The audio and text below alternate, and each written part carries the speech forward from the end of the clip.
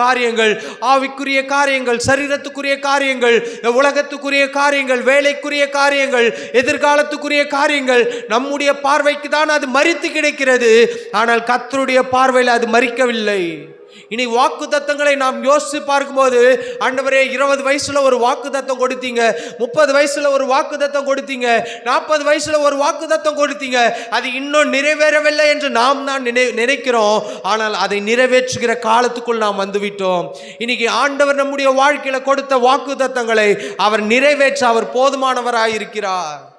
நம் வாக்குத்தத்தங்களை வைத்து நாம் என்ன பண்ணோம்? ஜெபம் பண்ணோம். வாக்குத்தத்தத்தை வைத்து ஜெபம் பண்றோம். எங்க? செல்ஃபில் அல்லது செவுத்துல வாக்குத்தத்தத்தை வைத்து ஜெபம் பண்றோம். சிலர் செவுத்துல என்ன பண்றோம்? வாக்குத்தத்த ஸ்டிக்கரை வைத்து ஜெபம் பண்றோம். அப்படின்னா என்ன தெரியுமா? வாக்குத்தத்தம் அங்க இருக்கு, இங்க இல்லை. ஜனவரி 1ஆம் தேதி வாக்குத்தத்தங்களை என்ன பண்றோம்? ஆசையா வாங்குறோம். இன்னைக்கு